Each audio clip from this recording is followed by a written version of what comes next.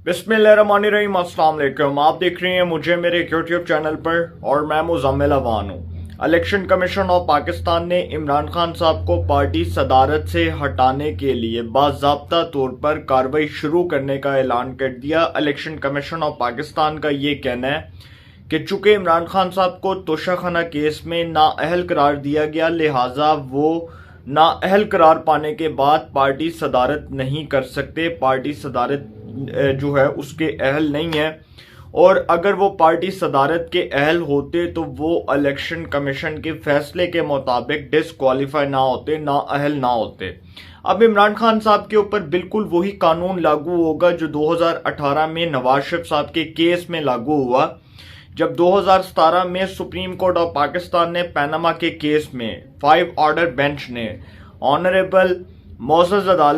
अदालत उज़्मा supreme court के 5 रुकनी bench ने नवाज शरीफ साहब को पनामा के केस में डिसक्वालीफाई करार दिया। तो उस वक्त 5 रुकनी बेंच ने नवाज शरीफ साहब को ताहयात नाअहल करार दिया। नवाज शरीफ साहब पार्टी सदारत कर रहे थे, तो ऐसे में 2018 में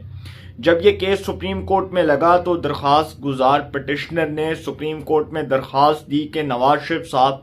नाअहल करार पाने के बाद पार्टी सदारत नहीं कर सकते, पार्टी सदारत के तौर पर वो चेयरमैन नहीं रह सकते, लिहाजा उनको पार्टी सदारत से हटाया जाए। जिस पर मियां साकिब निसार साहब ने इस केस की समाअत की, और इस केस की समाअत के बाद सुप्रीम कोर्ट ऑफ पाकिस्तान इस फैसले पर पहुंची कि नवाज शरीफ साहब पार्टी सदर नहीं रह सकते, उनको पार्टी सदारत से हटा दिया गया था। और उस वक्त मियां साकिब निसार साहब जो सुप्रीम कोर्ट ऑफ पाकिस्तान के चीफ जस्टिस थे, उन्होंने ये फैसला दिया था कि नवाज शरीफ साहब जो हैं नाअहल हैं, लिहाजा वो पार्टी सदर नहीं रह सकते। ये सुप्रीम कोर्ट का फैसला 2018 में इम्प्लीमेंट हुआ। अब यही फैसला जो है, इसी फैसले की रोशनी में इमरान खान साहब पर क्या ये कानून लागू होगा या नहीं होगा। लेकिन इससे पहले मैं आप सबको शायद ये बात बताता चलूं कि परवेज इलाही साहब के केस में Supreme Court of Pakistan honourable court मोअज़्ज़ज़ अदालत, हमारा बड़ा एहतराम है अदालत के लिए, लेकिन अदालत ने जिस तरह से कानून को बदला इसकी नज़ीर नहीं मिलती, इसकी मिसाल नहीं मिलती। आप सबको शायद याद होगा कि कहीं भी कॉन्स्टिट्यूशन ऑफ आर्टिकल 63A, जो आइन का आर्टिकल 63A है, उसमें कहीं भी ये नहीं लिखा कि पार्लिमानी पार्टी या पार्लिमानी जो है वो हेड, उसका कहीं पर जिक्र नहीं है। कॉन्स्टिट्यूशन का आर्टिकल 63A, उसमें पार्टी चेयरमैन वाज़ेह तौर पर लिखा नजर आ रहा है, और पार्टी चेयरमैन की हदायत के मुताबिक कोई भी रुकन अगर वोट कास्ट करेगा तो उसको सबसे पहले पार्टी चेयरमैन से हदायत लेनी पड़ेंगी। अब सुप्रीम कोर्ट ऑफ पाकिस्तान ने, वैसे तो एक अदालत का फैसला है, लेकिन मैं उसके ऊपर तनकीद इसलिए नहीं कर रहा कि पता नहीं सुप्रीम कोर्ट ने कैसे आइन को तब्दील कर दिया। और इरफान कादिर साहब जो वज़ीर आज़म साहब के मुआवने ख़ुसूसी हैं, बुराए एहतसाब के, अकाउंटेबिलिटी के एडवाइज़र हैं प्राइम मिनिस्टर के, उन्होंने भी ये कहा कि परवेज इलाही के केस में, कुछ दिन पहले उन्होंने टॉक शो में बताया कि परवेज इलाही के केस में सुप्रीम कोर्ट ने पूरा कानून ही बदल के रख दिया। और भाई, जो कानून की किताब में लिखा है आपने उसके मुताबिक तो फैसला नहीं दिया, और अगर उसके मुताबिक फैसला दें तो फिर चौधरी शुजात हुसैन साहब, जिनकी पार्टी पॉलिसी, जिनकी वाज़ेह हदायत के मुताबिक वो काफ लीग के जो अरकान हैं वो चौधरी शुजात हुसैन साहब की हदायत के मुताबिक वोट कास्ट कर सकते हैं, लेकिन उन्होंने उनकी हदायत के मुताबिक वोट कास्ट नहीं किया। और फिर उसके बाद जो साजिद भट्टी साहब हैं पंजाब असेंबली में, हमें तो नहीं पता था कि वो पाकिस्तान मुस्लिम लीग काफ के पार्लिमानी पार्टी के हेड हैं, तो उनको जी एक ऐसे मौके पर हेड बनाया गया जब सुप्रीम कोर्ट ऑफ पाकिस्तान में ये केस गया और कहा गया कि जी जो साजिद भट्टी साहब हैं वो हमारे पार्लिमानी पार्टी हेड हैं। अब ये मुझे इस चीज़ की समझ नहीं आती कि सुप्रीम कोर्ट ऑफ पाकिस्तान ने अब अदम एतमाद का रास्ता भी रोक दिया, नो कॉन्फिडेंस मोशन का भी रास्ता रोक दिया कि आइंदा मुस्तकबिल में कोई अदम एतमाद नहीं लेकर आ सकता, और एक मुंतखब वज़ीर आज़म को अदम एतमाद के ज़रिए, जमहूरी प्रोसेस के ज़रिए, डेमोक्रेटिक प्रोसेस के ज़रिए बाहर किया गया, पार्लियामेंट से बाहर किया गया। तो सर इसमें बुरा क्या है, इसमें हर्ज क्या है, इसमें दो राय क्या है? अब ये बात सोचने की ज़रूरत है कि परवेज इलाही साहब के केस में तो सुप्रीम कोर्ट ऑफ पाकिस्तान ने पूरा कानून ही बदल के रख दिया, लेकिन अब चूंकि जो इलेक्शन कमीशन ऑफ पाकिस्तान का, ईसीपी का, अब ये जो केस लगा है इमरान खान साहब का ईसीपी में, अब इस हवाले से इलेक्शन कमीशन ऑफ पाकिस्तान इस बात का اعلان کر چکا ہے کہ باضابطہ طور پر عمران خان صاحب کے خلاف کارروائی کا آغاز کر دیا گیا ہے اور ان کو پارٹی صدارت سے اس بنیاد پر ہٹایا جائے گا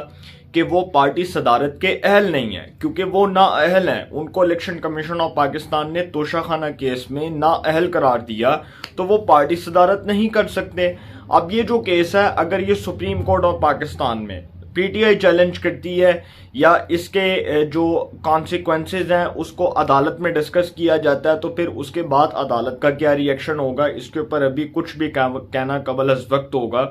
لیکن ایک بات میں آپ کو بتاتا چلوں کہ جو قانون نواز شریف صاحب کے لیے بنایا، اگر اب اس کو تبدیل کیا جائے گا تو سر بڑی حماقت ہوگی۔ اور فیصل واڈا کیس میں اب chief justice of Pakistan justice Umar Ata Bandial صاحب یہ فرما رہے ہیں کہ جو نااہلی ہے یہ الیکشن کی ٹرم تک ہے، اگلے انتخابات کی مدت تک ہے۔ تو پھر سر جو نواز شریف کو نااہل قرار دیا گیا سپریم کورٹ آف پاکستان نے پینما کے کیس میں، وہ بھی داغ دھلنے چاہیے۔ جو جہانگیر ترین کو ڈسکوالیفائی کیا گیا وہ بھی داغ دھلنے چاہیے۔ تاحیات کسی بھی رکن پارلیمنٹ کو نااہل قرار نہیں دیا جا سکتا۔ لائف ٹائم ڈسکوالیفیکیشن ایک دھبا ہے، ایک کالا قانون ہے۔ خود یہ چیف جسٹس آف پاکستان عمر عطا بندیال صاحب کہہ چکے ہیں کہ آئین کا آرٹیکل 63A ہم نے اس کو پڑھا اور اب ہم اس نتیجے پر پہنچے ہیں کہ تاحیات نااہلی جو ہے وہ کالا قانون ہے۔ وہ خود یہ بات کا اعتراف کر چکے ہیں، خود انہوں نے ایک جگہ پر اس بات کا اعتراف کیا، اور ٹی وی کے ٹریگرز کے اوپر بھی ان کے یہ پٹیاں چل رہی تھیں کہ عمر عطا بندیال صاحب چیف جسٹس آف پاکستان وہ یہ بات کر رہے ہیں، اور نیوز چینلز کے جو ٹریگرز ہیں وہ یہ خبر چلا رہے تھے۔ اب اس کے بعد جو ہے آصف علی زرداری صاحب، دوسری خبر یہ ہے کہ جی آصف علی زرداری صاحب اور نواز شریف صاحب کے درمیان ٹیلی فونک رابطہ ہوا اور پنجاب کی سیاست کے حوالے سے تفصیلی تبادلہ خیال ہوا۔ آصف علی زرداری صاحب نے نواز شریف صاحب کو اس بات پر جو ہے وہ نہ گھبرانے کی تلقین کر دی ہے کہ آپ نے ٹینشن نہیں لینی، پنجاب کی سیاست میں جو میری انٹری ہوگی وہ بڑی دبنگ ہوگی۔ اور اس کے بعد انہوں نے یہ بھی کہا کہ عدم اعتماد نو کانفیڈنس موشن کی موو یا ان کے اراکین کے ہمارے ساتھ رابطے، اس حوالے سے بھی آپ کو خوشخبری ملے گی۔ اور آصف علی زرداری صاحب اب جو پنجاب کے تخت پر جس جنگ کو لڑنے کا اعلان کرنے جا رہے ہیں، اب دیکھتے ہیں آصف علی زرداری صاحب جو ہیں، جو شطرنج کے کھلاڑی ہیں اور پاکستان کی سیاست کے امام ہیں اور ایک زرداری سب پر بھاری کہلانے والے آصف علی زرداری صاحب اب کیا سرپرائز دیتے ہیں، اس بات کا اعلان ہونا باقی ہے۔ لیکن اس وقت جو پی ٹی آئی ہے اس کی پنجاب میں ٹلیاں کھڑک چکی ہیں اور آصف علی زرداری صاحب نے ٹلیاں کھڑکا دی ہیں۔ دوسری بات یہ کہ آصف علی زرداری صاحب جو ہیں وہ اب جو شطرنج کی چال چلنے جا رہے ہیں پی ٹی آئی کے لیے بہت نقصان دہ ثابت ہوگی، اور پرویز الہی صاحب جو پس پردہ رابطے کرنے کی کوشش کر رہے ہیں اداروں کے ذریعے، اور وہ چاہتے ہیں کہ اداروں کے ذریعے کوئی ڈیلنگز ہو جائیں، کوئی کمٹمنٹس ہو جائیں، تو سر وہ تو فلاپ ہے، بالکل پلان فلاپ ہے، کیونکہ آرمی چیف عاصم منیر صاحب پاکستان کی پالیٹکس کے اندر انوالو نہیں ہوں گے، انٹرفیئر نہیں کریں گے، اور ادارے کا فیصلہ ہے کہ اب ہم پاکستان کی سیاست میں نہیں آئیں گے۔ دوسری بات یہ کہ پنجاب کے تخت پر زرداری صاحب کی جو انٹری ہے وہ بڑی دبنگ ہوگی۔ اور اس کے بعد آپ سب کو پتہ ہے کہ نواز شریف صاحب جو ہیں،